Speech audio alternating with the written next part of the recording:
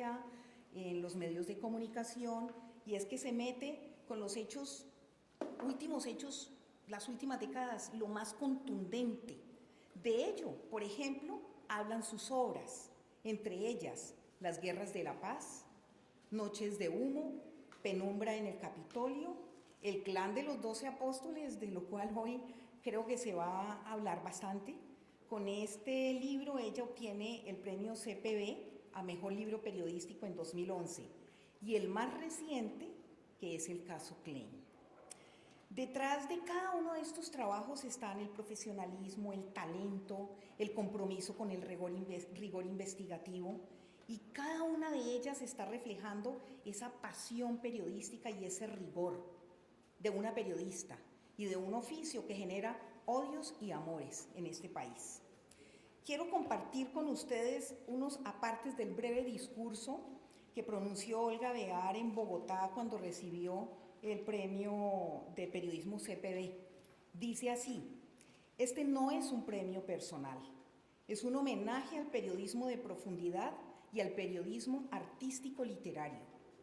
Quienes lo ejercemos con humildad y alto sentido ético, creemos en la democracia y en el valor de la verdad. Y más adelante también expresa: hoy enfrentamos una nueva amenaza peor que la censura y la autocensura.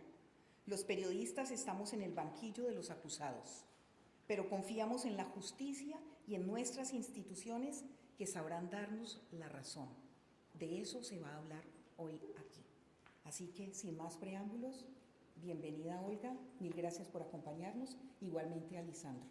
Así que se abre este conversatorio, exposición, discusión o como ustedes lo quieran llamar. Gracias.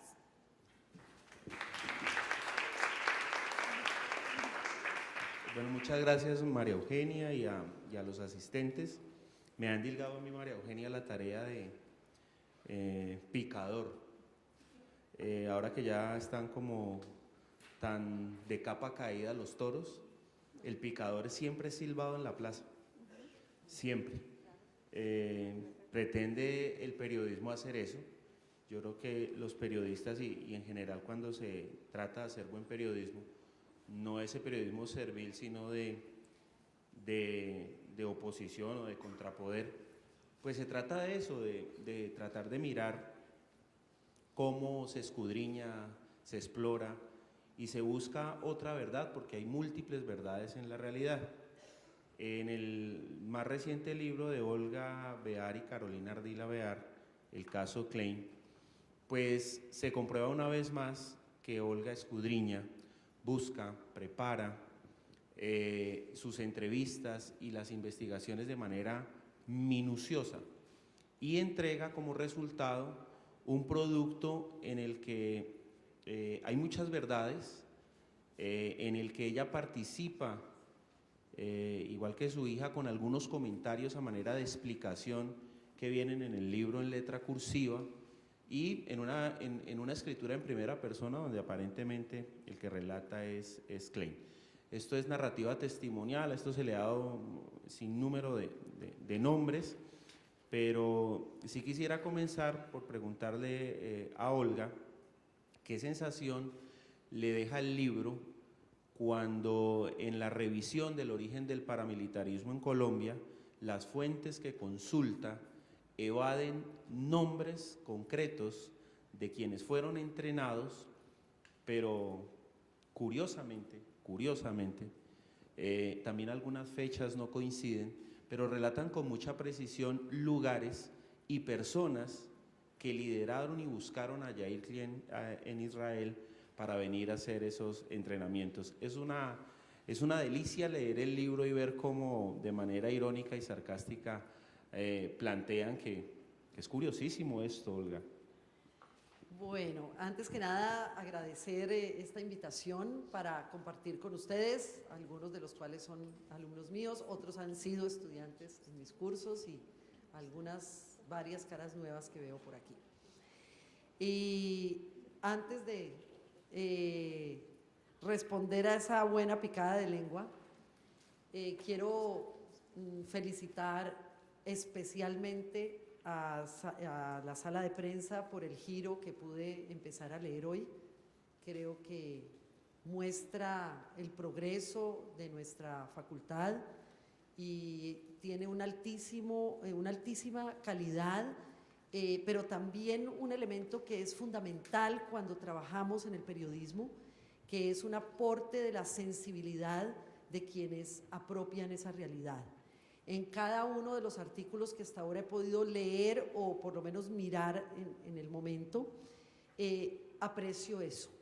No creo en el periodismo objetivo, no creo en el periodismo que ve, para seguir utilizando los términos, que ve los toros desde la barrera, y por eso hoy en día hago libros, porque creo que el periodista tiene que involucrarse con la realidad y a veces no es necesario evidenciar o tomar un punto de vista, digamos, tomar partido en los hechos, pero sí debemos tener un punto de vista.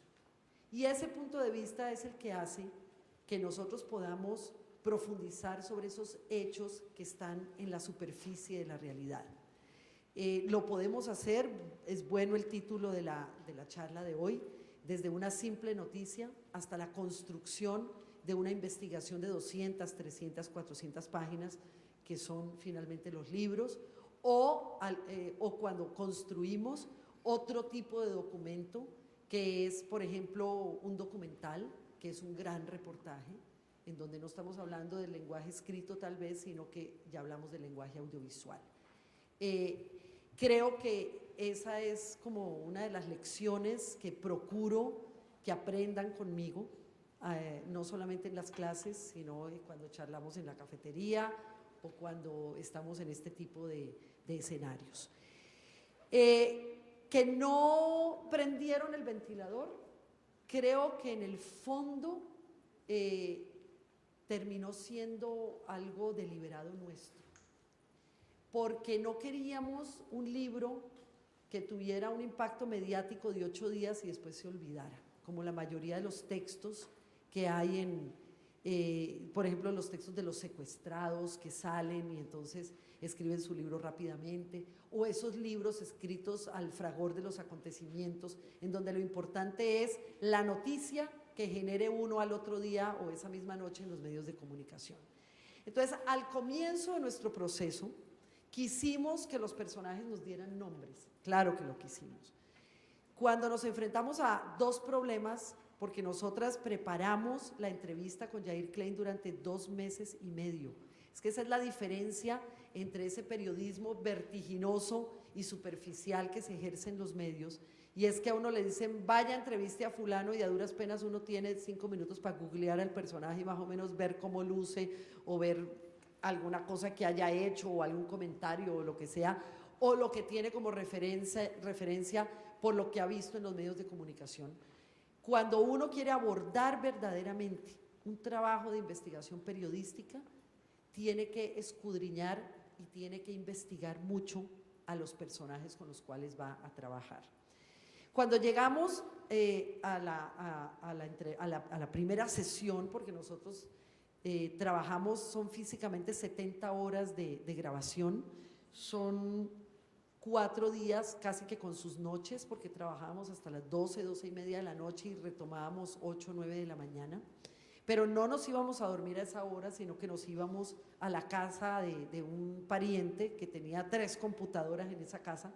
Entonces nos íbamos a seguir puliendo el trabajo que íbamos a abordar al día siguiente, traspasando fotos, pasando los archivos radiofónicos, llamémosle la grabación que teníamos a los 3 computadores y demás, y seguíamos profundizando sobre cosas que se hubieran dicho en esa tarde o en esa noche y sobre las cuales teníamos los apuntes de dudas o de nuevas cosas que aparecían. Cuando llegamos a donde Klein, como les digo, ya teníamos nosotras un archivo. El señor, una de las preguntas que le hicimos por vía telefónica, ¿usted tiene internet en su casa? No, yo no tengo internet ni tengo computadora. El hombre está como en el mediados del siglo XX, creo yo. Entonces dijimos, bueno, como no vamos a tener acceso a internet y realmente uno lo necesita cuando está haciendo este tipo de trabajo para verificar fechas, nombres y demás, pues hagamos un ejercicio de copiar, por ejemplo, fotografías. Entonces empezamos copiamos todas las fotografías que nos aparecían por Google o por otros o por medios de comunicación de militares, policías, narcotraficantes, políticos y demás. Digamos que nos enfrentamos a, por ejemplo, un primer problema esa noche cuando grabamos la segunda noche, porque él mencionó que se había reunido con el comandante en jefe de las Fuerzas Militares de Colombia, que había tenido una reunión en el club militar con él. Entonces dijimos, tenemos que llevarle la foto del tipo, para que el tipo nos diga con la foto en la mano, este es el hombre con el que yo hablé. Y nos tropezamos con un problema, y es que en el año de 1988 hubo 2 comandantes de las fuerzas militares. O sea, hubo relevo en el año 88 y en ningún lugar apareció específicamente la fecha del relevo, razón por la cual tuvimos que poner las 2 fotos. Y también nos tropezamos con un problema grave, y es que cuando uno empieza a ver galerías de fotos, no aparecen las fotos de los años 80, sino que aparecen las fotos más recientes de los personajes. Entonces, por ejemplo, Carlos Castaño fue alumno de Klein en el primer entrenamiento. Era un niñito de 19 años o 18, le decían el pelao, porque era uno de los más jóvenes, y porque su hermano mayor, que creo que era Vicente Castaño, también estaba ahí. Entonces él era el pelado de la familia Castaño y al mismo tiempo era uno de los pelados del curso. Pero no logramos encontrar una sola foto diferente o anterior a aquellas de cuando ya él era un comandante paramilitar. Entonces, cuando le empezamos a mostrar las fotos a Klein, porque hubo un momento en que le dijimos, bueno, vamos a hacer un ejercicio, vamos a parar de grabar, usted nos ha mencionado a 20 cargos o 20 posibilidades de personajes con los cuales usted se vio. Queremos que nos ayude a identificarlos con las fotos. Teníamos cámara fotográfica lista, grabadoras prendidas y todo, le empezamos a mostrar las fotos. Aparece la foto de Carlos Castaño, le dijimos, ¿quién es él? Se quedó mirándolo y dijo, no tengo ni idea. Pero ¿cómo no va a tener ni idea si fue alumno suyo? ¿Él fue alumno mío? ¿Quién es? Le dijimos, Carlos Castaño. Dijo, le decían el pelao. Dijo, bueno, por esa referencia al nombre no lo recuerdo. Pudo ser, pudo no ser. Pero usted me está mostrando, o sea, ¿qué edad tenía él en esa época? No, pues 18 años más o menos. Usted me está mostrando la foto de un tipo de 40 años o de 38 años. ¿Cómo puedo yo saber? Si uno mismo no reconoce a veces a sus parientes en fotos. Por ejemplo, yo veo fotos de niños de mi familia y le pregunto a mis tíos, en esa foto, ¿cuál es mi papá? En la que están los 3 o 4 hermanos, o ¿cuál es mi tío tal? Entonces, uno no podría reconocer fotos 20 o 30 años después de personas a las que vio, yo diría que fugazmente, o por muy poco tiempo, en medio de un grupo de 30 muchachos. Entonces, ese primer ejercicio fue un fracaso. Después le mostramos los 2 comandantes de las fuerzas militares del año 88, que eran fotos del año 2010, 2008, 2007. Obviamente el tipo, no, mire, era un señor que era así, que era alto, que era como acuerpado. Los 2 eran altos, acuerpados, que empezaba a tener canas. Los 2 tienen canas en las fotos. Entonces, hubo un momento en el cual nos cansamos de mostrarle fotos. Y dijimos, permiso un momento, y hablamos entre nosotras y dijimos, bueno, ¿cuál es nuestra tarea aquí? Nuestra tarea aquí es tratar de descubrir qué fue lo que pasó y por qué Yair Klein terminó en Colombia, o es prender un ventilador para que Yamida Amad lo saque o para que Julito Sánchez Cristo diga durante 20 segundos que el tipo identificó a fulano o a mengano. ¿Qué queremos nosotras? ¿Cuál es nuestro objetivo? Entonces lo que decidimos fue aquella técnica que dice, camina como pato, tiene plumas de pato, tiene forma de pato, hace cuacuá cuando le preguntan algo, nada como pato. ¿Qué es? Un pato. Entonces empezamos a definir las características de una serie de personajes, y si la fiscalía, como lo decía anoche Iván Cepeda en el debate, esto es para que la fiscalía lo investigue, eso mismo decimos. Si la fiscalía le quiere meter mano, ahí están todas las pistas para que finalmente la fiscalía y no nosotras llegue a los nombres. Ahora, en este país también hay una nueva forma de intimidación que es mucho más potente que la censura o la autocensura, porque nos permite decir que somos una democracia donde hay una gran libertad de expresión y donde hay una gran apertura, pero al mismo tiempo nos meten en procesos judiciales. Entonces, mencionar a personas vivas para terminar nosotras enredadas en 40 procesos judiciales que tienen como objetivo, perdón la palabra, jodernos a nosotras y no llegar a la verdad, era un ejercicio inútil y que además no produce nada, ¿sí? A mí no me interesa que Edgar Artunduaga mencione mi libro en Todelaro, en Quién y Qué, porque mencioné a 3 tipos y que esos 3 tipos me demanden.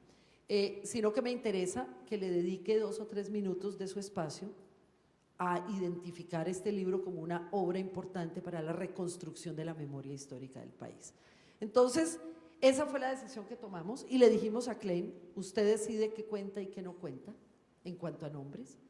Y él francamente nos dijo, yo tengo un par de ases bajo la manga que no se los voy a contar a ustedes. Evidentemente creo que son los nombres de las personas, pero lo contaré en su momento si las autoridades así lo requieren. Necesito tener armas de negociación. Y creo que eso va a suceder pronto, porque a raíz de la expedición de este libro, el Tribunal de Justicia y Paz me contactó con una doble intención. Una, van a hacer una audiencia el día 27 de abril, una audiencia especial.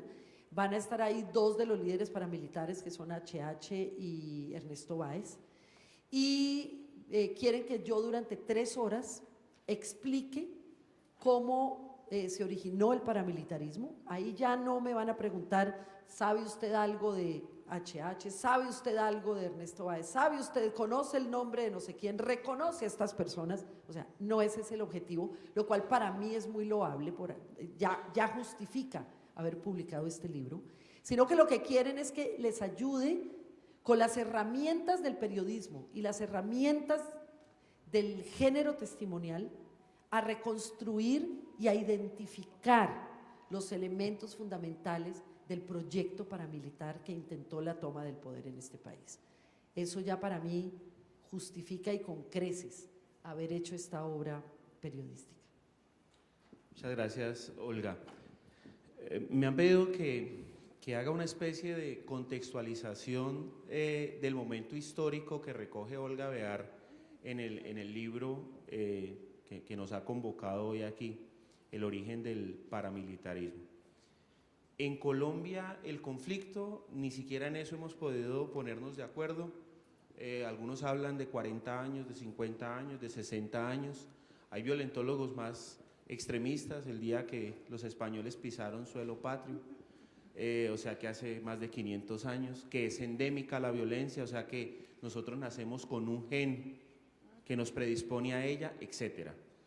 Pero en términos de lo que es el paramilitarismo como palabra, es decir, como construcción de realidad a partir de la palabra, el fenómeno aparece cuando, unos 5 años antes de lo que relata Olga Bear aquí en su texto. Si asumimos como 60 años la presencia de las FARC en Colombia, diríamos que hay 3 etapas de su lucha. Una primera, que podríamos dividir arbitrariamente por periodos de 20 años. Una primera, que es el resultado de la lucha partidista, conservadores liberales, ¿sí?, que desplaza campesinos y donde personas armadas, con el apoyo del Estado, bien sea policía o ejército, ¿sí?, se defienden. Pero hace 40 años o 50 años a eso no se les llamaba paramilitares, se les llamaba chulavitas, por ejemplo. La policía con apoyo conservador. Entre tanto a los liberales que trataban de defenderse se les decía chusmeros.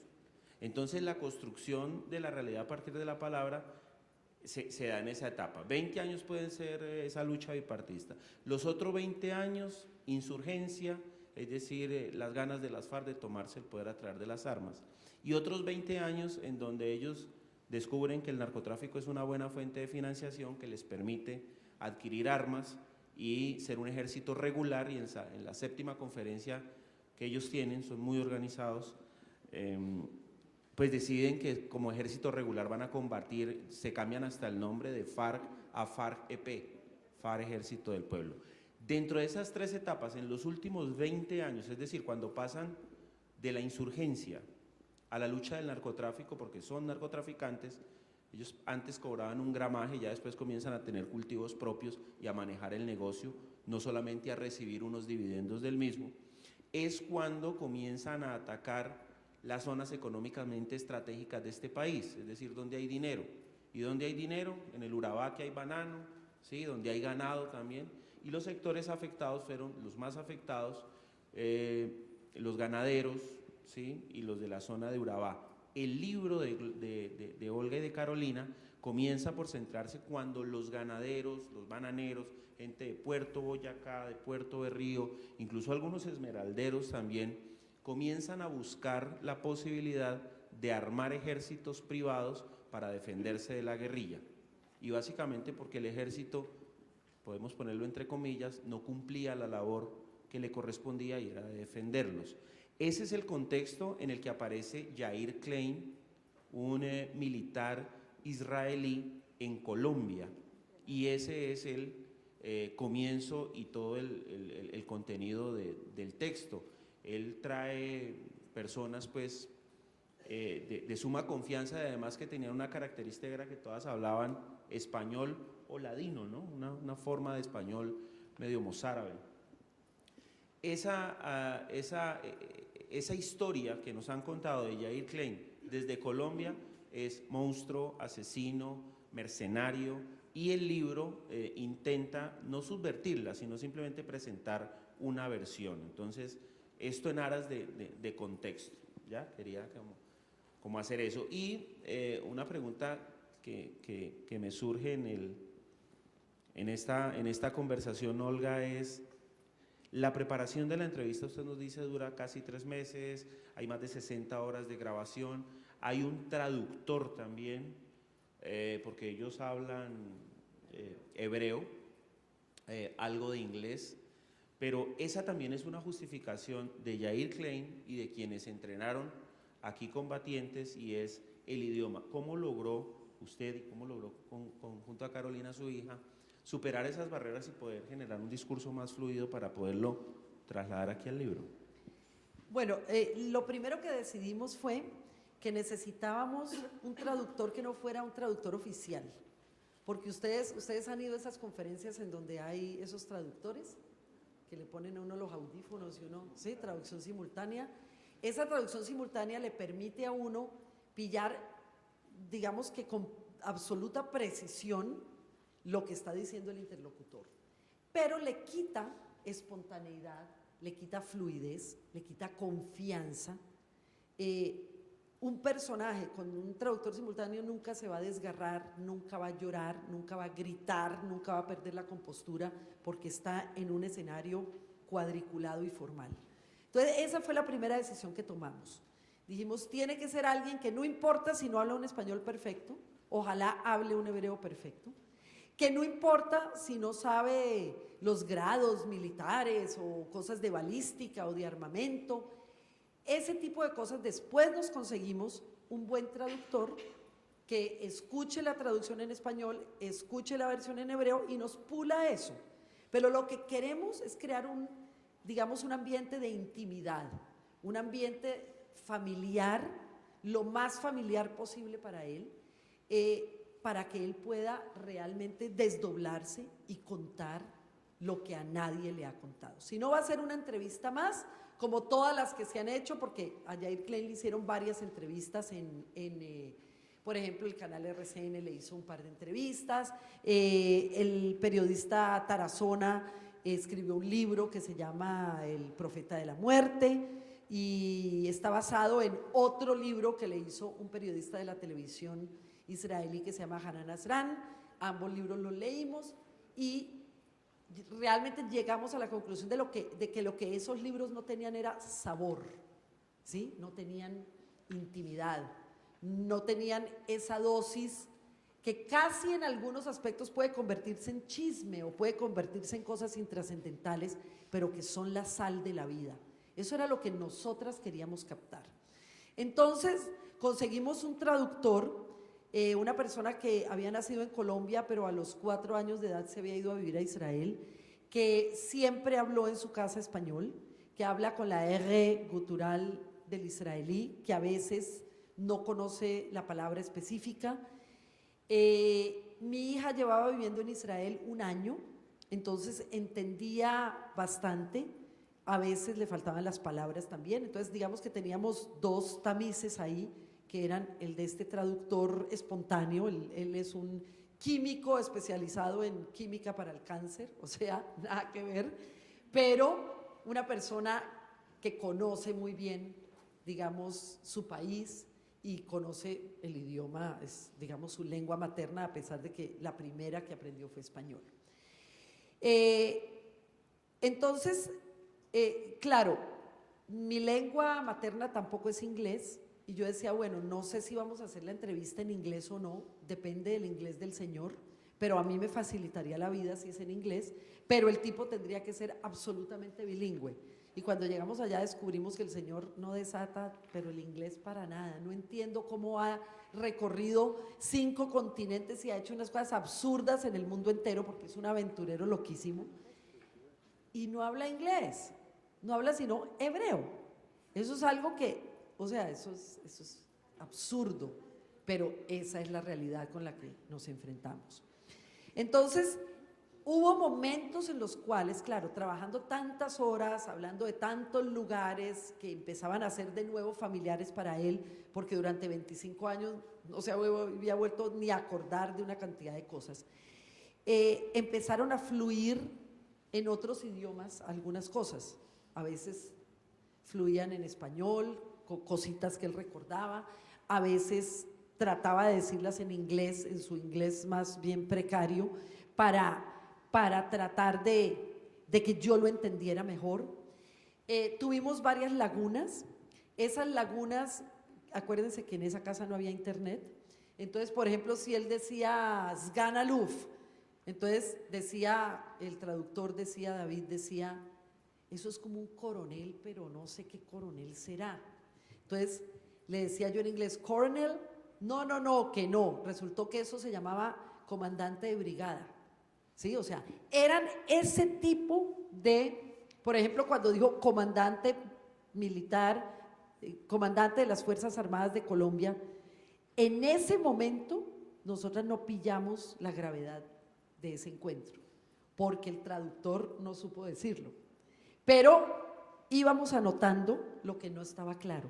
Entonces, David nos decía, esa cosa militar, ese grado no lo conozco. Y el tipo empezó en hebreo, Klein, mire, en un papel, aquí está el general, después vienen 3 sganalufes, o sea, hay 3 brigadas, 3 comandantes de brigada, no entendíamos. Después viene el no sé qué, como los grados militares que hay en cada país, en cada ejército. Esa noche nos fuimos y ya en la casa, el David está casado con una israelí, que es abogada, y aunque no maneja tanto la cosa militar, de todas maneras tiene una cultura general, y ella misma nos empezó a decir, mire, esto es tal cosa, esto es tal cosa, y cuando nos dice, esto se llama comandante general de las fuerzas militares, le dije yo, ¿cómo? Que se reunió en el club militar con el comandante en jefe de las fuerzas militares de Colombia, no puede ser. Entonces lo marcamos y fue la primera pregunta al día siguiente. Le dijimos, mire, encontramos que lo que usted dijo es tal cosa. Usted lo ratifica, y con 3 grabadoras prendidas dijo, claro, sí, claro. Él era, o sea, estaba el ministro de Defensa, después estaba el comandante general de las fuerzas militares, después está el comandante, hay 3 comandantes que son Ejército, Armada, Fuerza Aérea, y después vienen los comandantes de brigada. 1, 2, 3, 4, ¿cierto? Me reuní con el 2. O sea, el comandante general de las fuerzas militares. Impresionante, ¿no? Entonces, lo que tratamos fue de crear como una intimidad con él, de tal manera que él se sintiera libre de decir lo que quisiera decir. Y ahí el lenguaje de las palabras muchas veces jugó un papel secundario. Lo principal, creo yo, fue que él se sintió totalmente cómodo, sabía que no lo íbamos a traicionar, sabía que por primera vez sus palabras iban a ser escuchadas y bueno, el hombre contó todo el rollo sin ninguna limitación, como les digo, guardándose 2, 3 detalles. No terminé de contarles lo del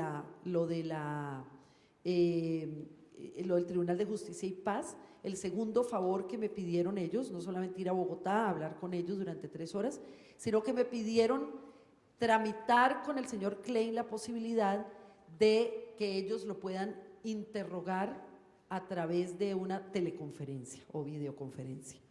El señor Klein aceptó y aparentemente va a revelar eso que no quiso decirnos a nosotros, porque él quiere, según nos dijo, responderle a la justicia y quiere responderle a los colombianos por todo este daño hecho a nuestro país.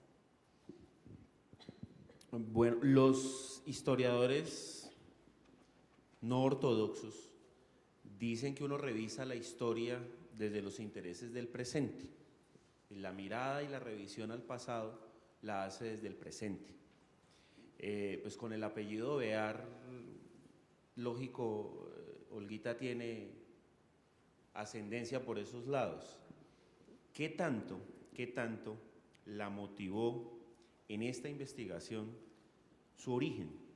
El pertenecer a esta cultura, el tener ciertos nexos y de todas maneras un corazón dividido, caleña, colombiana, que se ha movido por los medios de comunicación hace 20 y tantos años en Estados Unidos y que ahora busca el origen de un problema nuestro en apariencia, repito, la historia oficial colombiana causado por un israelí. Yo creo que como muchas veces lo hemos mencionado, la objetividad no existe y la razón por la cual la objetividad no existe es porque nosotros traemos todo un archivo de cosas en nuestra memoria, en nuestra cultura, en nuestros ideales, en nuestros antecedentes familiares y demás. Yo recuerdo que desde que se empezó a hablar del caso Klein, que eso fue más o menos como en el año 89, porque él vino y pasó limpio hasta que se descubrió un video que él mismo había grabado en donde aparecían los entrenamientos y ahí fue que se destapó la cosa. Desde ese momento yo en esa época vivía en México, entonces cuando me llegaron por los periódicos y por la televisión y la radio estas noticias, recuerdo que me sentí muy mal. Sentí que una persona judía como yo se había portado muy mal con mi país, porque si bien es cierto que yo tengo ascendencia judía, pues mi país es Colombia, ¿sí? A veces se confunde judaísmo con Israel. Entonces, yo siento dentro de mis grandes amores a Israel como propia porque es la patria judía, pero antes que nada, pues yo soy colombiana. Entonces sentí que un judío y un israelí se había portado muy mal en mi país y durante los siguientes años siempre escuchaba la versión oficial. Pero la versión oficial que dice, bueno, aquí había una guerrilla, la guerrilla estaba azotando los campos de Colombia, los ganaderos y las personas de poder en el campo decidieron organizar ejércitos privados y en un paracaídas llegó un señor desde Israel. Esa es la versión oficial medio caricaturesca. Y yo sentía que había algo detrás y que había algo sobre todo debajo de eso, ¿sí? Que el tipo no podía haber llegado aquí en un paracaídas y además resulta siendo con el paso de los años una casualidad muy loca y por eso decidimos ponerlo en la carátula y es que él es paracaidista. Entonces dije yo, bueno, esa palabra que yo utilicé que es muy coloquial de Colombia, que es el paracaidista que llegó de pronto y tal, ¿cierto? Por decir que llegara alguien aquí, trabajara 20 años y de repente nombraran un decano y es un paracaidista que llegó de Japón, tipo desconocido, ¿cierto? Entonces, sin méritos y sin el paso por la universidad, ¿sí? Es decir, ese tipo de cosas. Por ejemplo, la semana pasada se iba a designar el nuevo decano, y lo menciono, en la Universidad Santiago de Cali, en la Facultad de Comunicación. Y decían que no nos vayan a nombrar un paracaidista, y afortunadamente no fue un paracaidista, sino que fue alguien del colectivo de docentes de la universidad que fue nombrado, y de la facultad. Entonces, ese es un término coloquial colombiano, el paracaidismo. Y resultó que el tipo era paracaidista, o sea, dentro del ejército. Entonces se volvió algo más que una figura retórica. Y como que siempre era un tema latente, ¿sí? Era un tema ahí feo, que era medio tabú en la comunidad judía además. Y cuando, después de que escribí el libro de los 12 apóstoles, sentí que había que escudriñar más. No que me habían faltado quedando cosas, creo que el libro es muy redondo y muy completo para lo que había que investigar y lo que había que contar, pero que había algo que había permitido que lo de Yarumal y lo del paramilitarismo en esa zona de Antioquia funcionara como funcionó, ¿sí? O sea, que eso tenía unos orígenes. Entonces dije, esto hay que escudriñarlo más, pero necesito un hilo conductor, un elemento que me permita narrar esa historia, ¿sí? No voy a hacer un ensayo político o un ensayo histórico, llamémoslo. Cuando mi hija se fue a vivir a Israel, yo le dije, el día que usted hable el idioma, el día que conozca el país, vamos a hacer un libro juntas o sea, te necesito para hacer un libro, fue lo que le dije. Y bueno, me buscas a un tipo. Listo, yo te lo busco cuando ya esté preparada. Y cuando estuvo preparada, me dijo, que fue como a los 8 meses de eso, bueno, ¿a quién es que hay que buscar? Entonces cuando le dije Yair Klein, me dijo, ¿y ese tipo quién es? Entonces yo le dije lo que siempre les digo a ustedes, googleen, empiecen a mirar a ver y usen la herramienta que tienen a la mano. Y ella, claro, se horrorizó cuando vio todo lo que se decía de Klein y me dijo, ¿usted para qué quiere hablar con ese tipo? Le dije, porque ese tipo tiene un historión y nadie lo ha contado nunca.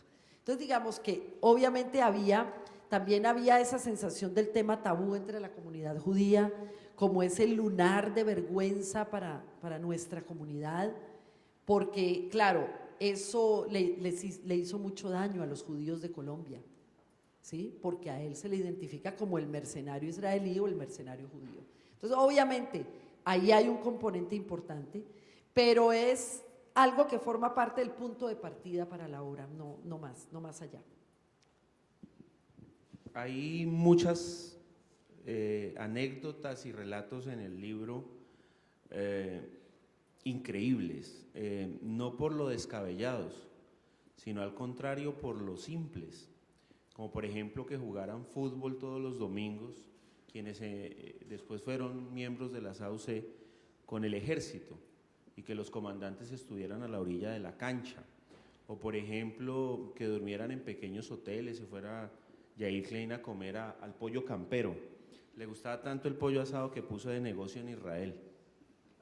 Pero también aterra que conozca particularidades y detalles como el camarógrafo que graba uno de esos partidos, que es el video que luego se conoce, le decían cariarepa, telearepa al camarógrafo, y Yair Klein dice, es que como ustedes comen en Colombia una galleta blanca, y él era como medio blanco y era el que nos hacía los videos, pues carearepa, telearepa, le decían al muchacho, iban a riñas de gallos, a corridas de toros, a rumbear, él no se confiesa muy rumbero, pero sí mujeres, y sin embargo, a pesar de contar esos detalles, pues cosas que serían mucho más relevantes para el texto, no aparecen, es decir, allí hay verdades históricas que pueden ser comprobables, hay mucha referencia bibliográfica de páginas de Google y demás en el libro.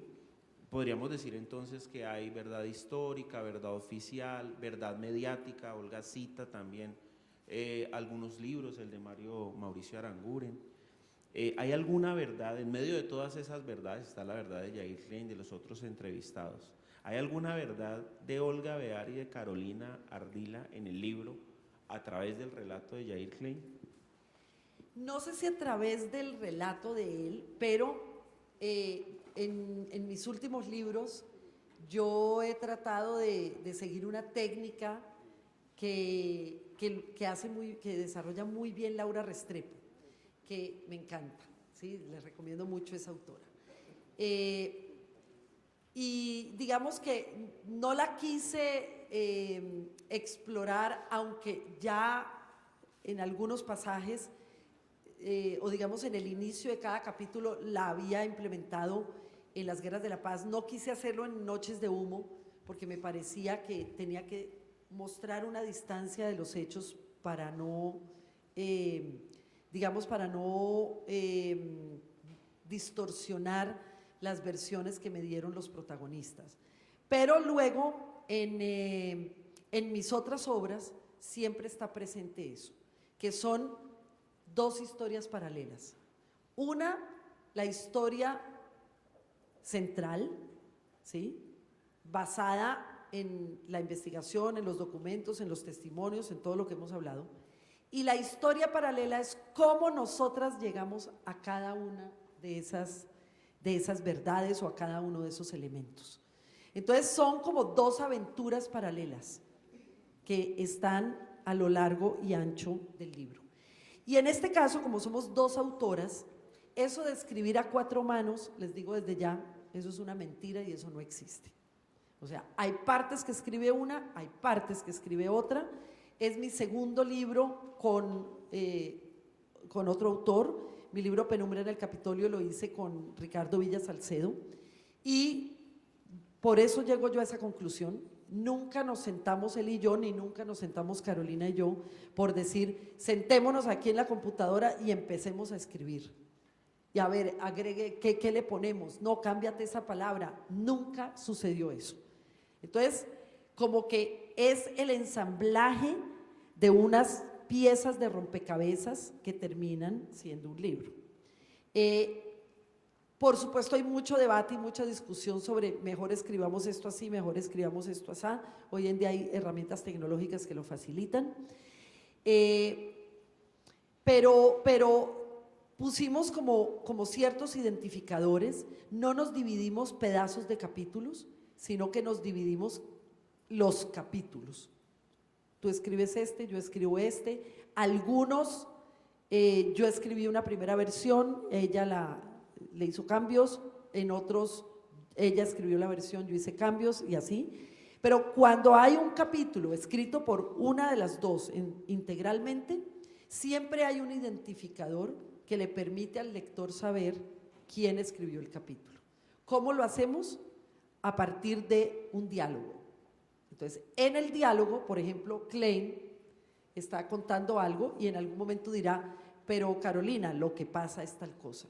Y ahí, usted, amigo lector, como dicen en el lenguaje del romance, sabrá quién escribió el capítulo. Entonces, ese también fue un ejercicio muy interesante y es esa posibilidad de que el lector sepa cómo llegamos al lugar, qué percibimos de ese lugar. Recuerdo mucho dos capítulos que escribió Carolina, uno se llama Beersheba y el otro se llama Sde-Boker, que son lugares en medio del desierto del Sinaí, muy cerca a la Franja de Gaza, lugares en los cuales ella desempolvó, como digo yo, a uno de los entrenadores que vino con Klein, porque no nos pareció suficiente la versión de Klein y queríamos una versión paralela que nos permitiera corroborar o, como en efecto sucedió, encontrar contradicciones entre los dos relatos y no tomar partido por una de las dos versiones, sino simplemente presentarlas ambas y evidenciar, mire, aquí encontramos una contradicción. Hay otro capítulo que escribí yo con el abogado de oficio de Klein que vive en Neiva y tiene un perfil muy bajo. Allí también yo plasmo mi percepción, no solamente sobre el lugar hasta donde tengo que llegar, sobre la manera como finalmente pude conseguir a este hombre de tan bajo perfil, sino sobre el personaje mismo. Entonces, claro, esos son los aportes que nosotras hacemos y que le permiten al lector no solamente entender el grueso de la historia, sino entender cómo nosotras llegamos a esa historia. Y eso es un componente de verosimilitud. O sea, no es que lo encontramos en un recorte de un periódico. Cuando mencionas que hay pie de fotos y que en muchos casos son o Google o recortes de periódicos o cosas de ese estilo, no es que nosotras utilicemos esa información como el grueso de nuestra versión, sino que eso nos sirve como para corroborar fechas, corroborar sitios, corroborar nombres, explicar, por ejemplo, quiénes son esos personajes a los cuales nuestros narradores, digamos, las personas que nos dan los testimonios, mencionan en algún momento del libro. Bueno, y esta última inquietud para pasar con las preguntas del auditorio. Por supuesto que en el libro y de entrada se aclara la percepción de Yair Klein sobre la paz es que primero hay que vencer al enemigo. También hay algunos apartes donde se deja ver como un hombre machista, ven una ceremonia de un matrimonio y dice, pero ¿por qué tanta laraca? Uno para un vaso de leche no necesita la vaca entera. Cosas como esa, un tipo bastante rudo, en su momento también muy apuesto, con unos ojos azules muy intensos y demás. Deja ver algo también, se describe, uno puede ver a Yair Klein, no físicamente, sino hacerse una idea de él a través del relato de Olga y de Carolina, particularmente, dos episodios en donde, no sé, de pronto mi resentimiento, estar jugándome una mala pasada, y es que decían que no le explicaban a quienes entrenaban con la palabra, porque era que no entendían, entonces más bien con el ejemplo. Entonces el instructor o el entrenador hacía la maniobra, ¿sí? Se tiraba, disparaba, daba en el blanco. En uno de esos ejemplos, el instructor tropieza con una piedra y cae al barro, y desde el barro pues dispara y da en el blanco. Los 30 que hicieron el ejercicio tropezaron con la misma piedra. Pero después relatan la anécdota de un vendedor de sombreros. Entonces el vendedor de sombreros deja los sombreros a un lado en uno de esos pueblos, de los lugares donde entrenaban, se pone su sombrero sobre la cara y se duerme. Cuando se despierta ve que todos los sombreros los tienen unos micos en la copa del árbol, y el tipo desesperado se quita el sombrero y lo tira al suelo. Entonces todos los micos del árbol le tiran el sombrero. Los dos episodios, vuelvo y digo, tal vez me esté jugando una mala pasada el resentimiento. Debe estar hablando el negro que yo por dentro, el indio. Pero Yair Klein y los entrenadores de alguna manera se muestran superiores a quienes entrenaron. Bueno, quienes conocemos a militares, y no digo en Colombia sino en el mundo entero, sabemos que siempre tienen un aire de superioridad. Y digamos que esas dos anécdotas sirven para mostrar eso, cómo ellos se mostraban en un nivel superior, lo cual entre otras le sirve a Klein para justificar o para explicar por qué no entraba en ese trato cotidiano que le hubiera permitido identificar a sus 90 entrenados. La verdad es que sí se sentían superiores en esos momentos. Lo chistoso es que la anécdota del barro, tenemos las dos versiones y las dos versiones son idénticas, tanto la de Klein como la del entrenador al que le pasó. ¿Sí? Es este que estaba en medio del desierto del Sinaí. Entonces ellos aclaran que cuando el entrenador se paró del barro, les dijo, miren, hagan la maniobra completa, pero no hagan lo del barro, que fue que yo me tropecé con una piedra. Y los muchachos de todas maneras lo hacían, entre otras, con tal perfección que todos hacían que se tropezaban, caían al barro y desde el barro disparaban. Muestra dos cosas. Por un lado, muestra eso que a uno le ofende, de que aquí en Colombia vivimos en los árboles y esas cosas del mito que hay sobre nuestro subdesarrollo. Entonces, eso como que a uno lo ofende. Pero por el otro lado, muestra una disciplina, ¿sí? Por eso además lo incluimos. Muestra una disciplina que es la que permite entender la fuerza que tomó el paramilitarismo. O sea, era gente de un rigor y de una disciplina a toda prueba, y por eso lograron crecer, y por eso había conformaron esa base piramidal en la cual obedecían ciegamente a todo lo que decían los mancusos y los Jorges 40 y los Castaños, ¿no? Entonces, también, o sea, cada anécdota tiene como una justificación, no la pusimos gratuitamente, y ese es, digamos, el componente que le permite al público o al lector entender ese alto grado de disciplina que hubo dentro del paramilitarismo.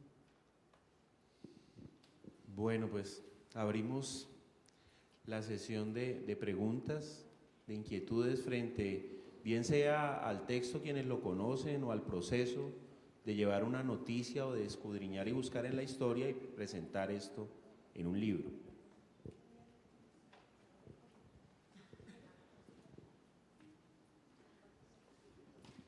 Buenos días. Olga, pues en primer lugar quería darte las gracias por tus comentarios sobre el Giro. En nombre del equipo, de los reporteros que hacen el periódico, pues te agradecemos tus palabras, de verdad es un aliciente para nuestro próximo número, además. Quería preguntarte algo, realmente yo no he leído todavía tu libro, pero quería preguntarte algo que me inquieta mucho, lógicamente sin haber leído el libro aún. Yo tengo una percepción de Jair Klein, ¿cierto? A partir pues de las múltiples lecturas que he hecho sobre el personaje.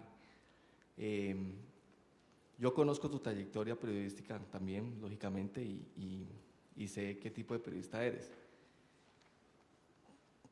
Quisiera saber cómo pudiste romper algo que se te debió haber generado un problema cuando te enfrentaste al personaje, y era cómo evitar hacer una apología de un personaje tan cuestionado como Jair Klein, y que tu libro se te convirtiera precisamente en una defensa del personaje. Quisiera saber cómo lograste eso. Yo tuve un primer, llamémosle, experimento desde ese punto de vista, que fue el libro El Clan de los 12 Apóstoles. La manera como yo manejé al personaje de Juan Carlos Meneses me permitió adquirir una experiencia en ese sentido y llegar a una conclusión, y es que nosotros, los periodistas, permanentemente estamos en relación con personajes que son nuestras fuentes o son nuestros entrevistados, con quienes no estamos de acuerdo, ¿sí? O sea, yo puedo en un momento dado, de hecho, cuando fui corresponsal en Costa Rica, durante seis ocasiones, Álvaro Uribe, durante su gobierno, visitó Costa Rica, y siempre yo tenía que hacer la nota para el canal RCN, y siempre tenía que entrevistarlo, y siempre me saludaba el Uribe de beso en mejilla, y siempre era muy cordial conmigo, muy querido, como dicen en Antioquia, no porque yo fuera Olga Bear, porque obviamente me detestaba, sino porque yo era el canal RCN, emisión del mediodía o emisión de las 7 de la noche. Entonces, si yo me pongo con ese criterio moral interno de decir solo voy a enfrentarme a personajes con los que esté de acuerdo, pues no puedo ser periodista, ¿sí? Hay grados de… yo he entrevistado muchos criminales, he entrevistado asesinos, he entrevistado mucha gente de bien también, no solo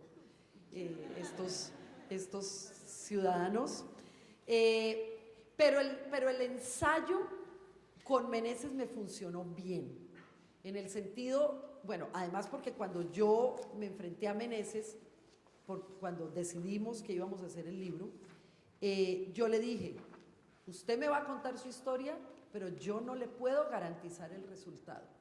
Me dijo, ¿qué trata usted de decirme? Le dije que esto no es un public reportaje. Usted me cuenta su historia y yo ni siquiera fijo una posición editorial, aunque la gente sepa qué pienso yo. Es el lector el que tomará la decisión. Y creo que al terminar de leer los dos libros, quienes los han leído, quedan con ese mismo sabor amargo, triste, de saber que llegamos a unos límites en este país, que traspasamos todas las fronteras del respeto por los derechos humanos, por la ética, por la democracia, de cuestionarnos qué tipo de democracia es la que tenemos en este país. Entonces, enfrentarme a Yair Klein fue un ejercicio similar al de Meneses y empecé con la misma frase. Le dije, señor Klein, quiero decirle para empezar, lo mismo que le dije a Juan Carlos, que es la primera y última que le voy a decir señor Klein. A partir de ahora usted es Yair, porque si no, no vamos para ningún lado. Yo soy Olga y usted es Yair y ella es Carolina. Y el señor, el traductor, se llama David. Aquí vamos a hablar a calzón quitado, ¿sí? Y no le puedo garantizar el resultado, porque usted tiene una responsabilidad histórica y usted puede decirme que lo engañaron, todo lo que usted me empezó a contar aquí en nuestra primera charla informal, antes de grabar, pero usted no tenía nada que ir a hacer a Colombia y se metió en la boca del lobo y tiene que pagar por eso. Ahora, pagar también es una pregunta que yo me hice y que después de estos 2 libros ya me la respondí.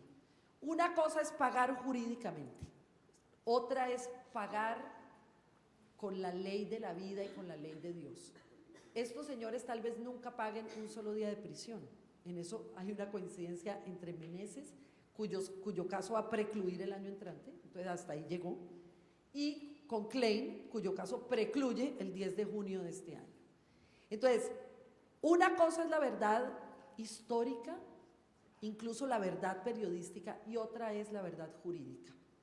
Entonces, en un país en donde hay un grado de impunidad que según lo han medido llega al 98%, esta mañana había otra estadística, o anoche, no sé si la dijo Iván Cepeda tal vez, no, creo que fue esta mañana en la radio, Todelar, en donde decían que de 1000 casos que llegan a la fiscalía por año, 780 terminan en impunidad y solo 220 se investigan y de pronto se llega a algún lado con esas investigaciones. Entonces, ¿de qué estamos hablando en este país? ¿De la verdad histórica o de la verdad jurídica? Entonces, nuestra decisión fue construir, utilizando las herramientas del periodismo, construir o reconstruir la verdad histórica. Y allí él no podía salir bien librado, ¿sí? Cuando se termina, hay pasajes del libro, y creo que en eso coincidimos, no es solamente el tema de que somos los monos que nos pusimos el sombrero encima del árbol, sino que hay momentos en los cuales uno puede sentir rabia, uno puede sentir indignación, uno puede, y yo se lo dije a él, con estos términos, usted me está diciendo que fue un idiota útil, y él me contesta, yo no soy un idiota. Eso el segundo día. Y el cuarto día, él mismo está convencido de que fue un idiota, que vino aquí a donde nada se le había perdido, en donde ni siquiera se enriqueció, que hubiera sido una justificación para hacerlo, y vino a acabar con su vida. Hoy en día es un hombre sin prestigio y era un héroe de guerra en Israel, uno de los grandes héroes de guerra de ese país. No tiene el prestigio, la estatura que tenía, está totalmente arruinado, perdió todo el dinero que había ganado a lo largo de su carrera, vive de su pensión como militar, como coronel, perdió a su mujer, perdió a su familia. Entonces, bajo las leyes digamos las leyes humanas, no las jurídicas, y bajo la ley de Dios, está pagando y pagará hasta el día que se muera. Y Juan Carlos Meneses perdió su matrimonio, perdió sus hijos, perdió su prestigio, perdió su estatus en Colombia, vive refugiado en el exterior, llevado, como decimos, o sea, con las leyes de nosotros los humanos y las leyes de Dios, está pagando, ¿sí? Y están pagando por todo lo que dice en los libros. Entonces, en ese sentido, no quedó una apología, me parece a mí. Hay momentos que producen rabia, nos produjo rabia escuchar, nos produjo rabia escribir, le produce rabia al lector leer, porque uno dice, no puede ser verdad lo que el tipo nos está contando. Y el tipo nos retó el primer día y al final yo le dije, usted nos retó el primer día cuando nos íbamos a despedir, ¿el reto sigue en pie? Digo, el reto sigue en pie. Nos dijo, si ustedes demuestran que algo de lo que yo dije en el libro no es verdad, invaliden el libro entero, no vale mi testimonio. Así es que yo creo en el testimonio que él da, aunque no comparta lo que él hizo. Olga, aquí. Profe, son dos preguntas. La primera, tampoco me he podido leerla, he tenido la oportunidad de leerme el libro, pero más que todo lo que se venía hablando sobre, él se cree un idiota útil, entonces en el libro él se presenta como una víctima o como un victimario de la situación que se vivió en Colombia. Sabiendo ya que él que precluye su caso el 10 de junio, él siendo un victimario del conflicto y se dispone a ayudar a la justicia colombiana en cierto modo, ¿no sería inverosímil un poquito esa parte de lo que él trata de hacer ahí? Lo que pasa es que nosotros, y sobre todo cuando hacemos periodismo diario o cuando leemos o escuchamos las noticias y las informaciones, tendemos a verlo todo en blanco y negro. Entonces, cuando me preguntas si es una víctima o un victimario, yo creo que es ambas, ¿sí? O sea, miremoslo con todo el iris que podemos encontrar, ¿sí? Tú llegas a la conclusión de que el tipo fue un victimario porque enseñó a los delincuentes que terminaron matando a Luis Carlos Galán, a Carlos Pizarro, que pusieron bombas, aunque él aclara que las bombas, que él enseñó todo lo de autodefensa, ¿sí? Que las bombas, cómo hacer las bombas y cómo ubicarlas, fue un curso que dictaron unos ingleses que venían de la Scotland Yard y unos australianos. Pero de todas maneras, entonces, creo que ahí hay un victimario, pero también hay una víctima de un aparataje que se intentó montar para la toma del poder por un sector de la ultraderecha de Colombia aliado con los narcotraficantes, y lo trajeron aquí, como Carlos Castaño lo dice en el libro de Mauricio Aranguren. Nosotros llevamos a Klein engañado a Colombia, y a mí me queda claro que él vino engañado al país. Yo creo que esa es una de las tristes conclusiones a las que yo llego. Y la segunda pregunta, más que todo con lo que se denomina lo del foro de la noticia al libro. En Colombia no se están generando espacios de opinión, de crítica y de denuncia. Entonces el libro es catalogado como una obra artística, pero también sirve en cierto modo para hacer un reportaje, un amplio reportaje, como lo son los casos de tus libros. Igualmente, pienso entonces, ¿cómo se convierte ese libro en una herramienta periodística? ¿Es una herramienta personal o es una herramienta común?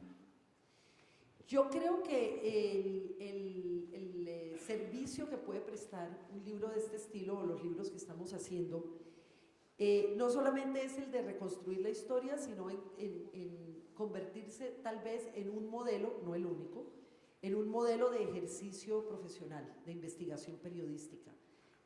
Yo no en esta universidad, en otra universidad dicto el curso de investigación periodística, y la verdad es que sin que lean los libros, porque no lo leen en ese curso, enseño esa metodología. Y terminan haciendo unos informes especiales, no llegan al libro, unos informes especiales en los cuales se sigue esta metodología, y son herramientas muy útiles.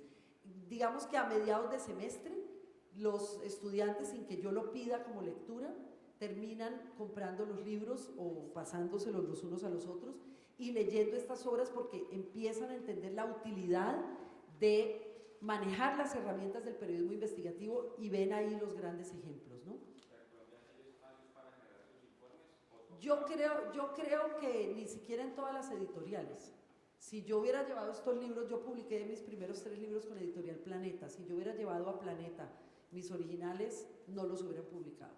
Algunas editoriales, y creo que hoy en día hay 2 maneras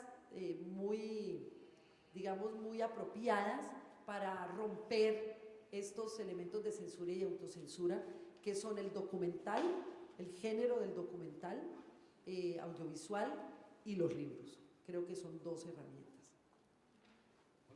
Sí, por ahí. En el libro de los 12 apóstoles, uno realmente se queda sin saber si el capitán Meneses fue criminal o no fue criminal. Porque él dice que él echa la culpa a su sargento que se le llevó el fusil. Pero él dice que personalmente él no cometió ningún delito. Uno en el libro se queda sin saber eso. Bueno, el capitán Mene fue o no fue, cometió delito o no cometió delito. Mire, no solo el que dispara el gatillo, como ahora le gusta decir a Uribe, es el asesino o el criminal. Anoche en el debate que presentó Iván Cepeda, que me pareció impresionante, debieran buscarlo por internet los que no lo hayan visto en el canal institucional o canal del Congreso, una pieza impresionante de investigación. Él planteó, o sea, él al final del debate planteó que estaba presentando en ese momento demanda penal contra Álvaro Uribe como gobernador, o sea, lo tiene que investigar la Fiscalía y no la Comisión de Acusaciones porque es como gobernador, y contra otras personas más. Lo que él plantea es un elemento que existe en nuestros códigos, que es acción u omisión, o acción y omisión. Entonces yo creo que Juan Carlos Meneses tuvo acciones y omisiones.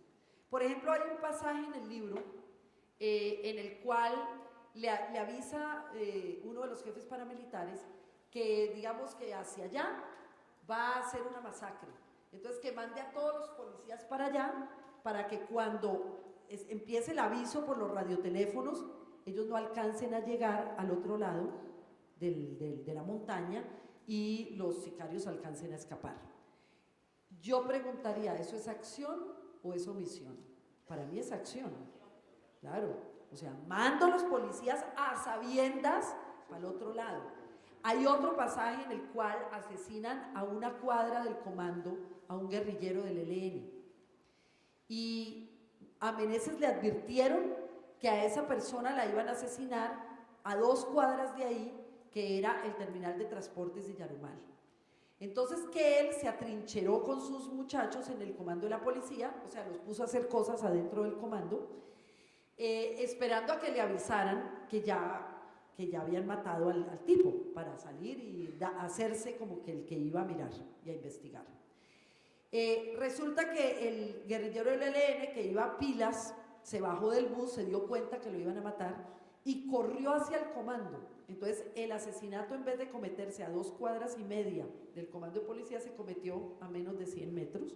Los disparos se escucharon, la gente gritaba, salgan, ayuden, miren, están matando a alguien. Y los policías dijeron, mi comandantes, vamos a ver qué es lo que pasa. Y entonces Meneses contestó, no, ¿cómo vamos a salir? Eso es una celada de la guerrilla, eso lo que quieren es que salgamos para masacrarnos, nos tenemos que atrincherar aquí adentro hasta ver qué pasa. ¿Eso es acción o es omisión? Para mí es acción, ¿cierto?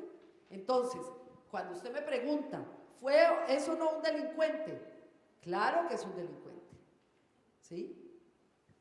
Es un delincuente, aún peor que Jair Klein, porque Jair Klein aquí no atacó a nadie, aquí Jair Klein no tuvo, digamos, no impidió que se hiciera justicia o que las autoridades actuaran. El tipo vino y dictó 3 cursos, y esa es la cruz de su vida, que las personas que participaron en esos cursos terminaron cometiendo masacres y terminaron haciendo unas cosas tenaces, ¿sí? Pero desde el punto de vista de la acción u omisión, es más delincuente Meneses. Uno lo que podría encontrar en el clan de los 12 apóstoles, en el caso Klein, y Olga lo decía al comienzo de su intervención, es una estrategia periodística, la del pato. Y es lo que hace Iván Cepeda con A las puertas del ubérrimo. Es una escasez de adjetivos, es decir, no se compromete, no califica, pero ahí están los hechos. El ubérrimo es la finca de Álvaro Uribe Vélez, que pasó en muy poco tiempo de tener menos de 200 hectáreas a más de 5.000, así, a comprar terrenos aledaños en Córdoba, donde en la capital de Córdoba había un monumento a los paramilitares, donde en los periódicos registraban, por ejemplo, el matrimonio de Mancuso y el listado de los invitados, etc. No hay necesidad de opinar, ahí están los hechos.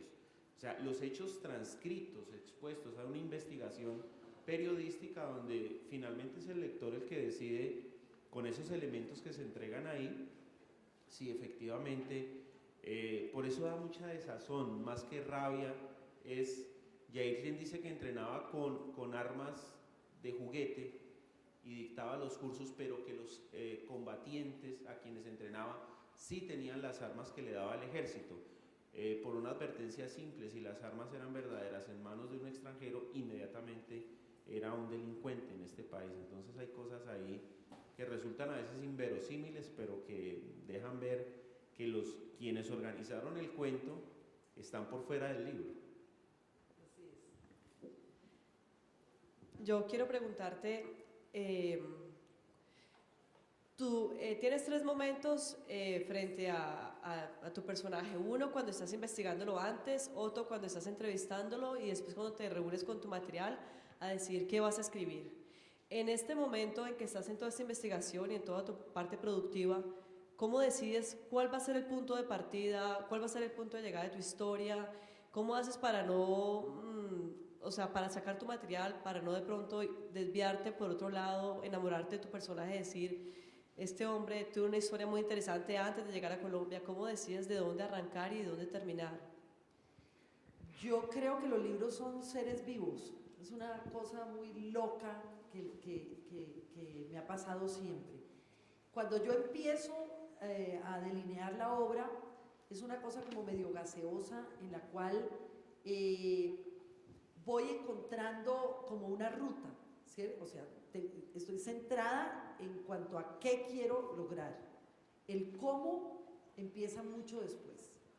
Y empieza al igual que como cuando hace uno un documental, que uno siente que tiene un hilo conductor, que uno piensa que la historia va para aquí, para allá, ¿sí? Pero que solo en el momento en que vas a grabar con tu cámara y con tu equipo y te enfrentas a la realidad, es cuando el libro en realidad empieza a tomar forma. Ha habido experiencias diferentes. Cuando hice el libro de las Guerras de la Paz, desde un comienzo lo tuve muy claro, que fue la idea de contar cada guerra o cada momento o cada etapa de la guerra a partir de los protagonistas. Entonces, ese libro lo estructuré muy fácil y muy rápidamente. ¿Por qué? No sé. No sé por qué a veces sí, a veces no. No tengo una respuesta para eso. Al punto que cuando yo llegué a Editorial Planeta con la idea, Planeta me llamó y me dijo que quisiéramos que haga un libro, ahora que está en ebullición el tema de la paz, ¿sí? En el proceso de Belisario Betancur, y usted tiene acceso a todos esos protagonistas, ¿por qué no se hace un libro sobre este tema? Y yo lo tuve a los 8 días, presenté el proyecto, y en algún momento quise hacer el ejercicio de ver qué tan diferente había sido ese esqueleto que presenté de la obra final, y es casi calcado. O sea, el esqueleto que yo presenté es prácticamente el índice del libro. Hay otros libros como este, que no tuvo forma sino cuando empezamos a escribir. Incluso cuando empezamos a escribir no tenía un orden, ¿sí? Entonces empezamos a escribir como quien empieza a dibujar las piezas de un rompecabezas. Entonces, más o menos sé que mi rompecabezas va a tener 20 fichas, por decir, 20 capítulos. Y alrededor puede variar, y de hecho muchas veces varía, y en este caso cambió, y en el de los 12 apóstoles también. El de los 12 apóstoles tenía al comienzo creo que 19 capítulos y terminó en 18. Terminé fundiendo 2 capítulos en uno. En este caso ni siquiera teníamos una idea de cómo lo íbamos a hacer, y eso nos estaba rompiendo las cabezas a Carolina y a mí, y no dábamos con la estructura. Entonces, para que ustedes se den cuenta de cómo las cosas surgen de repente, lo que se llama la musa que aparece y lo inspira a uno, mi musa fue una cosa ridícula en este libro. Ya llevábamos como 5 capítulos escritos y el libro no tenía forma todavía, no tenía estructura. y pensamos que teníamos que cambiar muchas cosas cuando encontráramos esa estructura, y afortunadamente no tuvimos que cambiarle nada. Un día estaba yo ya desesperada con este tema, yo decía, no puedo seguir haciendo una colcha de retazos sin empezar a hilar, ¿sí? Entonces dije, era un día festivo y dije, me desconecto, no, me voy para cine, miré el periódico, no había ni una película para ver, entonces me tendí en el sofá de mi sala y dije, me voy a ver una película mexicana de esas blanco y negro, de Jorge Negrete, de alguno de esos tipos. Y puse un canal que tengo de México y dije, esas son las que me voy a ver si me inspiro, porque ahí hay una anécdota simple y tonta, y es que cuando yo estaba embarazada de mi hija, yo tuve un problema de placenta y duré 4 meses acostada viendo esas películas en México. Entonces dije, bueno, a ver si por ahí me inspiro, ¿sí? Como es un libro con la niña, no sé qué, me senté. Cuando aparece, no apareció Negrete, apareció Cantinflas. Dije yo, uy, no, perdí el año aquí. ¿Qué película era? Era La Vuelta al Mundo en 80 días. O sea, el libro de Julio Verne, que él le hace hace una película caricaturesca sobre un aventurero que le da la vuelta al mundo en 80 días para ganarse una apuesta. En ese instante empecé a verla y a los 2 minutos apagué el televisor y me dice mi marido, ¿qué pasó? Le dije, encontré la estructura del libro, tengo que irme a revisar un libro. ¿Cuál libro? Le dije, no te voy a decir porque te vas a burlar de mí. Y me subí a mi computadora, a mi oficina, y bajé el libro La Vuelta al Mundo en 80 días de Julio Verne. Y me lo empecé a leer, y ya como en el 3.º, 4.º capítulo, que él ya empieza a viajar, dije, esa es la estructura del libro. De ahí salió. Entonces, no es que haya una fórmula matemática, ni es una cosa seria, mira, lo extraje de un simposio en Harvard, ¿sí? O sea, yo soy lo menos intelectualoide que ustedes se alcancen a imaginar. Pues la estructura salió de Cantinflas. Esa es la realidad. Bueno, tú comentabas al principio que del relato el mismo personaje omitió ciertos aspectos.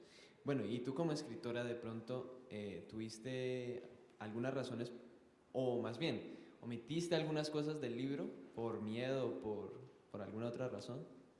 Mire, el miedo es una palabra que solo está en mi diccionario cuando tengo que montarme un avión. Bueno, también cuando veo ratones y cucarachas. Pero de resto, esa palabra no está en mi diccionario. La palabra miedo no existe y soy un animal, soy una bestia. Mis tíos y mi familia me dicen, usted es un animal del monte, ¿para qué sigue con ese cuento? Si tenía una vida tan tranquila, mire, ¿para qué vuelve y se mete en esas vainas? La palabra miedo no existe en mi diccionario. Yo les puedo jurar por mis padres que me están oyendo desde el cielo, que yo cuando salgo, pues miro por precaución, pero más por el ladrón que por el sicario. Sí, o sea, yo no le tengo miedo a esa vaina. A mí el día que me maten, si es que me matan, ni me voy a dar cuenta, yo creo. O sea, no creo que vaya a sentir mucho pánico, que digamos. Pues hay cosas que sí me dan como miedo, como la tortura o que me secuestren un tipo de esos y me hagan lo que le hicieron a Ginette Bedoya. O sea, ese tipo de cosas sí, eso sí me da, ¿para qué? Eso sí me da miedo. No omitimos nada, absolutamente nada. Lo que sí hicimos fue que todo lo que el Señor nos dijo lo sometimos a un análisis riguroso. Y por eso es que el libro no es solo el testimonio de Jair Klein. O por eso es que el clan de los 12 apóstoles no es solo el testimonio de Juan Carlos Meneses. Ellos son el hilo conductor de la historia, por supuesto. Pero hay una investigación detrás de cada palabra, de cada historia, de cada relato. Por ejemplo, él menciona en algún momento que se alojaba, a ver si me acuerdo, creo que se llamaba Las Palmas, un hotel yo descubrí que era en Villeta, y el tipo nos decía por dónde era y todo. Ustedes no se imaginan el trabajo que nos dio descubrir que cuál era el hotel donde se alojaron ellos durante el primer entrenamiento. Porque me parecía muy extraño que se alojaran en un lugar a hora y media del sitio de los entrenamientos, o sea, que viajaran 3 horas diarias en el Magdalena Medio, en ese calor, y pues ¿para qué viajar 3 horas diarias si podemos estar más cerca? Y de hecho ellos después hicieron su cambuchito ahí, su cabaña para el segundo y tercer entrenamiento. Entonces no me parecía coherente lo de Villeta, pero era el único hotel que me aparecía y que tuviera, que se llamara así y que tuviera la antigüedad requerida para haber sido ese sitio. Y vinimos a corroborarlo, porque esa fue una de las preguntas que le pedí a Carolina que le hiciera al entrenador en Beersheba, cómo se llamaba el hotel y dónde quedaba. Y que por favor, si el señor no se acordaba del nombre, le preguntara si la población se llamaba Villeta, Cundinamarca. El señor efectivamente no se acordaba, y cuando Carolina le preguntó, hay un pueblo que queda como a 2 horas, hora y media, 2 horas, que se llama Villeta. Dice, ese es, allí fue, claro, ahora que usted me lo dice, ese es el nombre de la localidad. Entonces digamos que es no tragar entero, que es corroborar todo lo que el personaje dice. En el caso de Juan Carlos Meneses hubo ciertas aseveraciones de él, como voy a citar una, que digamos no la puedo decir mediáticamente y no es para ponerla en un Twitter ni nada de esas vainas, pero el hombre a mí me dijo que había un general del ejército, perdón, un general de la policía, que le ordenó a él soltar a ¿cómo se llamaba? Jabón, Varela, bueno, al narcotraficante este, y a sus escoltas, a quienes había cogido en un retén cerca a Buga, y que el general, cuyo nombre no voy a decir porque hay muchos tuiteos y vainas de esas, le ordenó, le dijo, usted es un huevón, usted es un idiota, ¿para qué lo coge? Pásemelo. Y le ordenó pasarle al narcotraficante. Y le dijo el general al narcotraficante, mire, a este tipo no le puedo ofrecer plata, pero a los que están con él sí, ¿cuántos son? No, son como 10, general. Entonces, ¿sabe qué? A todos únteles la mano. Y dígale a Meneses que si quiere o que si no quiere. Y efectivamente, pues Meneses y su segundo no recibieron. Entonces, yo podía haber puesto eso en el libro, pero yo no tenía manera de corroborarlo. Entonces, si yo no podía corroborar la información, yo no puedo darle una credibilidad, aunque crea en su testimonio, no puedo darle una credibilidad periodística a lo que el personaje me está diciendo. En el caso de Klein, todo lo que nos dijo es lo que está en el libro. Hay una cosa que no pude corroborar, que es del capítulo de Moscú, en donde él habla de Putin y estas cosas, el negocio de las armas. Hay digamos, 2 renglones del texto de la entrevista que tuvimos que suprimir porque estuvimos buscando mucho eso, que era una implicación directa al presidente Uribe, ¿sí? En el caso de la negociación de las armas en Rusia, pero hubiera sido eventualmente calumnioso porque nunca pudimos corroborar que la reunión a la que él hacía mención se hubiera dado. Entonces nosotros le dijimos a él, mire, eso se sale de la historia, es una versión que usted tiene porque usted estaba encarcelado, usted no es testigo de esa reunión. Entonces, como a usted le contaron que hubo esa reunión, pues usted puede creer en esa versión, pero yo no puedo, o sea, soy la tercera, teléfono roto, o sea, me llegó esa versión que le llegó y que le llegó y que le dijeron a usted en la cárcel. Entonces, eso yo diría que son 2 renglones en 240 páginas, que no lo metimos porque no lo pudimos corroborar. Y él estuvo de acuerdo en eso. Dijimos, mire, esto ni le quita ni le pone a la historia, pero nos puede complicar la vida porque no hay cómo comprobarlo. ¿Sí? Okay. Olga, a mí me llama mucho la atención en el ejercicio, digamos, de escribir con tu hija. Ya dijiste, digamos, que en el proceso práctico de escritura no existe esa simbiosis, pues, orgánica, pero me llama la atención es cómo fue caminar en la investigación, sobre todo con ella que no conocía a Yair Klein, o sea, con esa diferencia generacional y con esa diferencia, digamos, de inquietudes de búsqueda, ¿no? O sea, una cosa es investigar con con hechos que uno ha presenciado, ha vivido generacionalmente, y otro caminar sobre hechos que no pertenecen, digamos, como a lo que ha acontecido, digamos, en un contexto propio. Entonces, ¿cómo fue la combinación y qué crees que aportó, digamos, esas dos miradas? Exactamente, yo creo que esa mirada joven, porque el libro está destinado a gente de todas las edades, pero mi objetivo es que la gente joven, sobre todo, pueda tener acceso a esta historia y pueda conocerla. Creo que esa mirada fue fundamental, porque fue una aproximación absolutamente independiente o alejada de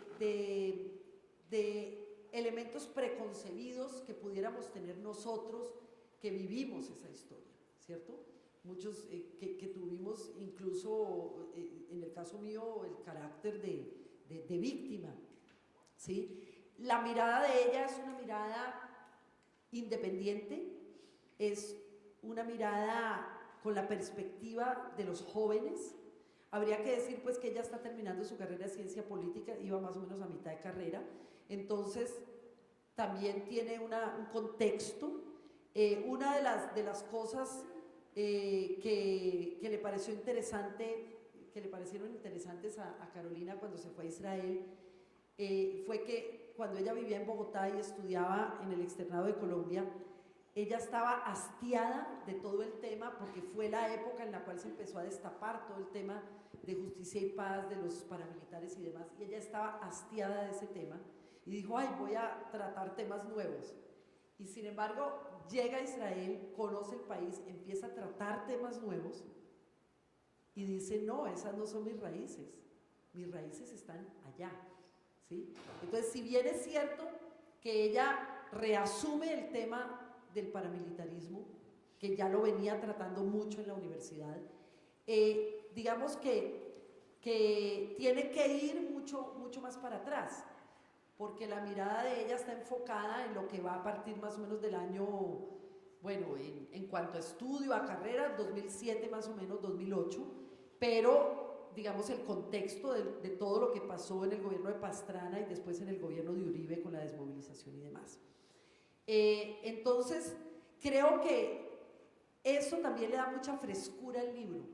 No es el acartonamiento generacional de personas que tenemos más de 50 años y que tenemos esa mirada crítica y dura frente a lo que tuvimos que vivir, sino que también es esa mirada fresca, juvenil.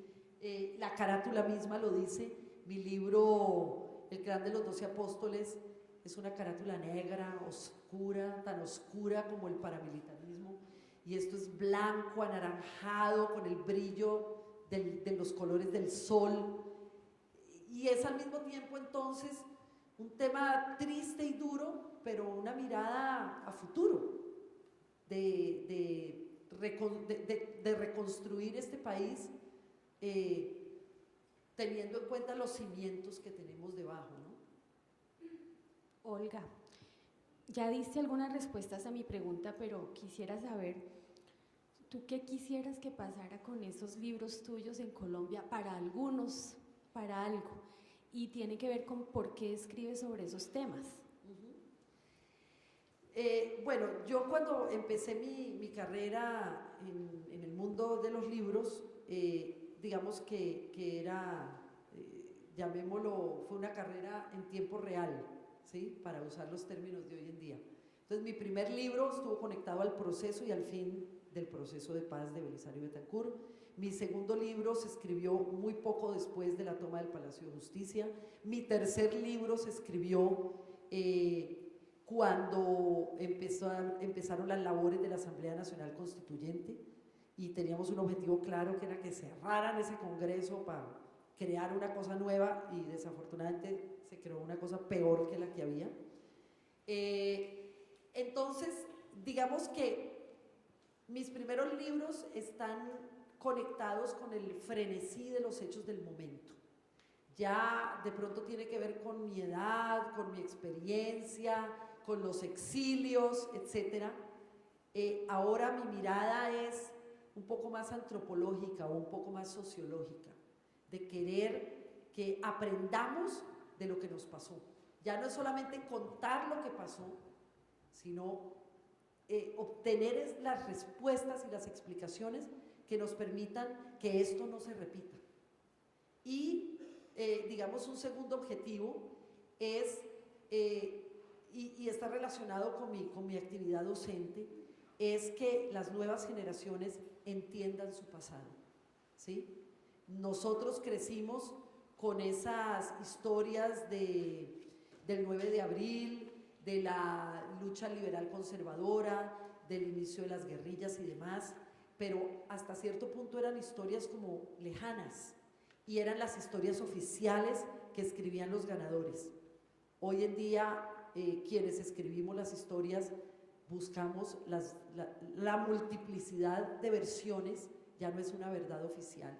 Y creo que ese es el servicio que los libros pueden prestar a las nuevas generaciones. ¿Listo? Bueno, muchas gracias.